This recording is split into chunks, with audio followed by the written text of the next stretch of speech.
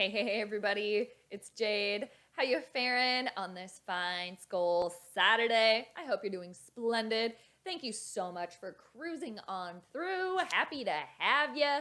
Gonna talk a little purple, of course. Minnesota Vikings fans, are you ready for another game tomorrow? I definitely am. I'm looking forward to this one, even though it's against the Lions and it should just be an absolute cakewalk for the Vikings. I'm not convinced.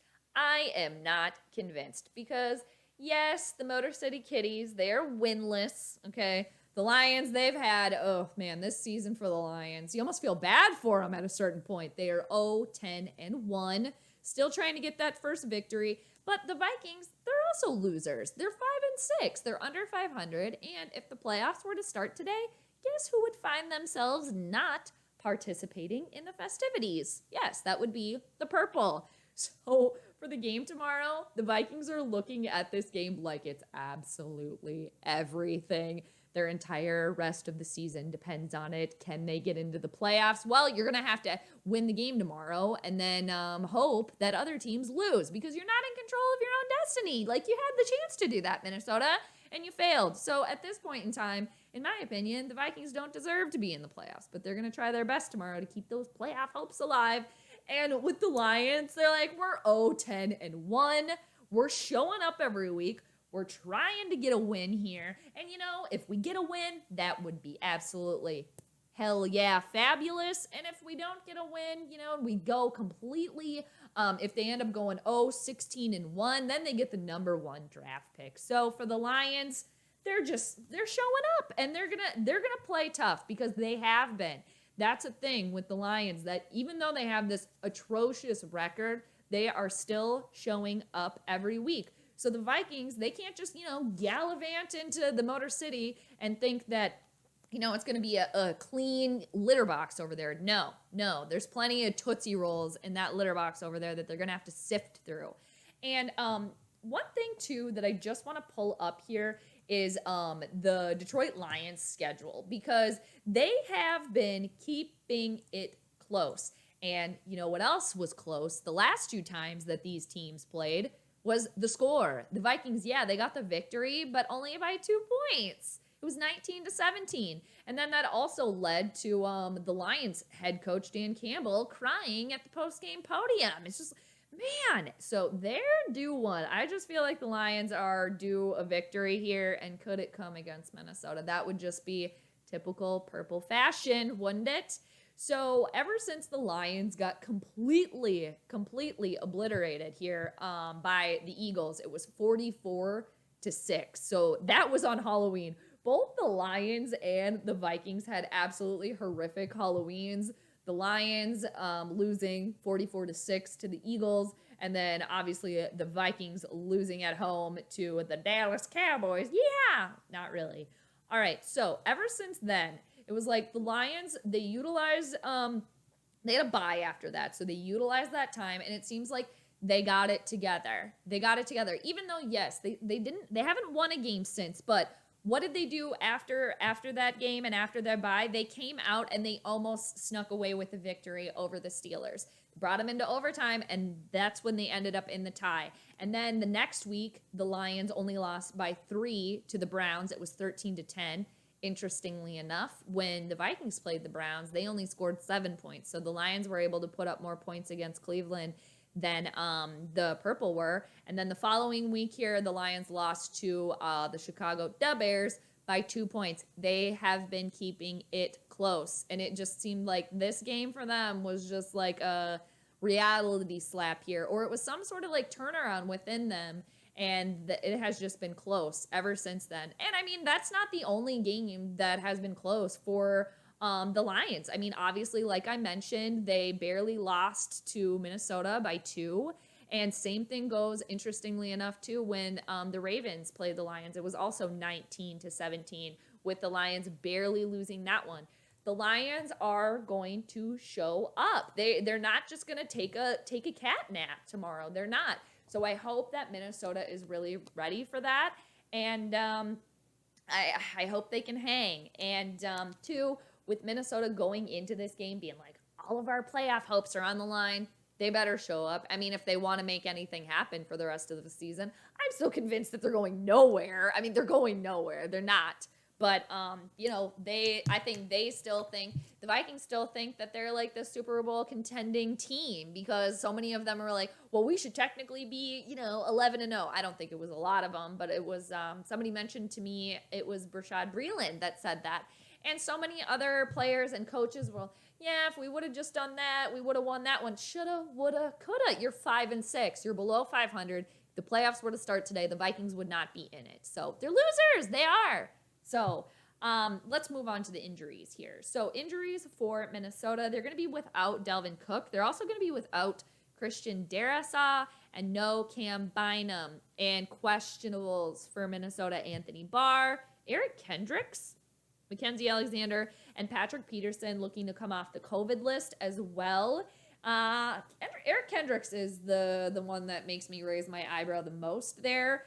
I think he probably will play, but man, if all of those defensive players are actually out as well, Harrison Smith is going to be the leader of the Babysitters Club tomorrow. Usually it's him and Eric Kendricks, but he'll have to wrangle all those kitties tomorrow, Harrison Smith will. But on the plus side here, for the defense, Minnesota will be welcoming back Michael Pierce and Dalvin Tomlinson. So that's helpful. And looking at this game from the Lions' perspective here for a minute as well. Oh, and just to mention that the Lions, they're going to be without their best playmaker. They're going to be without their running back, DeAndre Swift. So the knocks just keep on coming for the Lions. But to look at this again, like I said, through the Lions lens, I think that they view Minnesota as completely beatable. I mean, hell, they almost beat Minnesota at the Bird Graveyard, and now the Lions are going to have home field advantage. They've been keeping it close. They don't have anything to lose, and the Vikings have like everything to lose. So I think for the Lions, they're like stalking their prey right now. They're like, this is the perfect position that we needed a team to be in to get a victory. And it's going to get weird. It's going to get weird. The last game got weird. Divisional games always do. And it's the Vikings. Come on. It's bound to. But I'm looking forward to watching it to see what goes down. But, again, I just think the Lions are looking at this game and like, all right, we can get this one. Let's put our paws together and let's get ready to pounce here. And as far as Minnesota goes, Dalvin Cook being out, could that actually be the key to Vikings victory? You wouldn't necessarily think that, right? But earlier this season, when Dalvin Cook went out, the team went 2 for 3. And also with Dalvin Cook out, then there's no Dalvin Cook in, so they can't keep trying to make Dalvin happen. Yeah, they can do that with Alexander Mattison, possibly, but it's different. The team obviously views Alexander Mattison and Dalvin Cook differently. So they're going to have to throw the ball more. They're going to have to, because with Dalvin Cook out. And that seems to be working well, or it has in the past, and the Vikings just tend to ignore it. So it's like, just throw to Justin. It's pretty simple, right? Just throw to Justin. And yes, of course, also include Adam in there. And if we're talking about throwing the ball, of course, we need to talk about Pizza Ranch boy, Minnesota Vikings own starting quarterback, Kirk Cousins. He will be returning home because he's a Michigan boy. And I would imagine that Kirk wants to play well at home, going back. And interestingly enough, too, Kirk has never lost to the Lions. So I think he thinks that this game is also very, very important. I'm sure he'll have family there, and, he's going back to where he grew up, where he's from, Michigan. And I also hope to see, obviously we're going to see Alexander Mattison, but KENE NWANGU, is he going to be getting some more time on offense? One would hope, right, with the way that he's been playing. It's like, come on.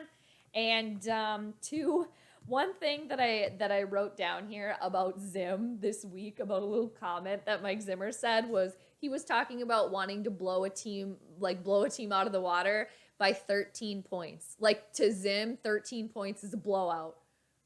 What? No. I guess when you're a defensive-minded head coach, yeah, winning by 13 points, or the fact that the Vikings barely get the victories this season. So if they did beat a team by 13 points this season, yeah, I guess that would be a blowout. But I mean, it's kind of sad. It is, right? It's like, go in there and put the dagger in for once. I mean, with the Vikings, they should be looking at this like ready to pounce. Like, you should be on the Viking ship, being ready to sail on up in there and take every single lion down in your path. We'll see. And I also have written down here at the very end that all I've been hearing, I'm sure you all have been hearing it too, is, well, the Vikings should win this game. They're 7.5-point favorites, I believe. Shoulda, woulda, coulda. We've heard that so many times. How many times have we heard that? Well, they should have won this game. They should have won this game.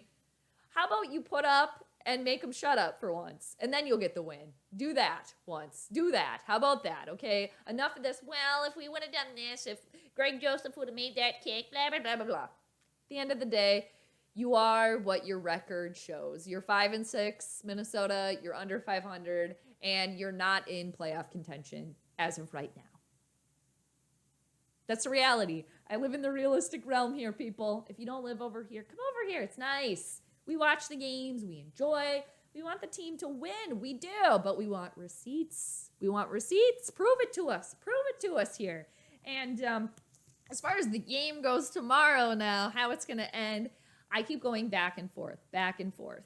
I have been feeling this way. Well, I've mentioned that for the last couple of weeks that I just have a sneaking suspicion that the Lions are going to get a win and that it's going to come against Minnesota, and that's going to be their only victory of the season. It would just be so Minnesota Vikings. And then there's another part of me that's like, okay, Minnesota, you're coming off a loss. You're trying to get back to 500. You still want to be in the playoffs. You still want to be in contention here. And this game has everything for you to just come back and, lick your chops here. Like, it's just... But it also has purple disaster written all over it. This game could go any which way. Any which way. But I want the Vikings to prove it. I want them to prove it. Go in there and blow them out. None of this like, oh, we got the win by 1. I guess a win is a win, and it counts. And I actually do think that this game is going to be close. Do I think that the Vikings are doing anything this season? No, absolutely not. And I've said that the whole time, and I'm sticking with it. But if the Vikings lose, it might blow up. It might blow up mid-season beforehand. That's always a possibility. The purple pitchforks could be back out, for Mike Zimmer and company if the team loses tomorrow, and then come Monday, Manic Monday with the purple pitchforks. And if the Vikings end up getting the victory, it's going to be, see, we're coming back. We have a shot here. We're going to make the playoffs, and then we're going to beat the Steelers on Thursday too, and then we're going to be over 500. And see, we'll show you. Only to make it into the playoffs and then do nothing. I could see both, and that's what makes it exciting too, right? That's what makes it fun. But I want the purple to prove it to me. Prove it to me that you can get the victory. So my purple prediction is going to be 24-23 Detroit. All right. Prove me wrong, purple people. Prove me wrong. All right. So one last thing that I wanted to touch on, actually, I had it pulled up and then I kind of forgot to mention it here. We can end on maybe more of a little positive note here for the Vikings.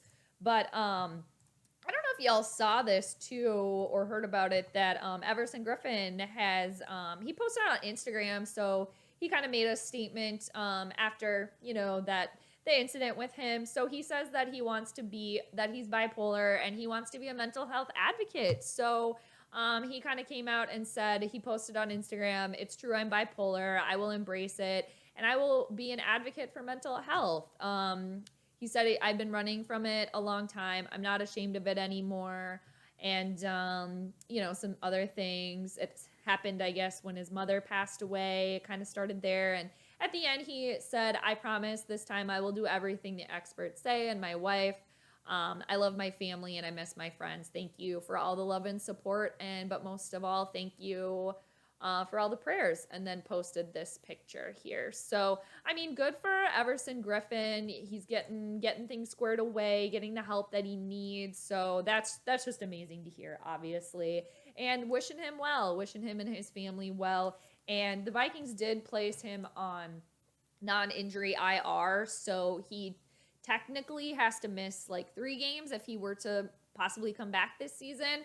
But, you know, there's bigger and better things. So, again, wishing Everson Griffin and his family well. All the good vibes there. And, all right, everybody. Game time tomorrow. Again, I'll be streaming starting at about 11:30. So, scroll on through. And let me know what you think about this game. Y'all are really great at leaving the comments. But what do you think? Do the Vikings have it in the bag? Are they going to blow it? Are the Lions going to get their first victory of the season? And I didn't even touch on, what if these 2 teams tie? Oh, that would just be, why did I even put that into the ether? Ties are the worst. They're just so unsatisfying. But I will be excited to watch this one tomorrow and see what goes down afterwards. So again, thank you so much for joining me, everybody. Hop on tomorrow and have a great rest of your Saturday as well. P.S. Mar, hi. How's it going? Hello to you and Kitty. Hope you're having a fine Saturday and doing well. All right, everybody. I'll check you later. Peace out.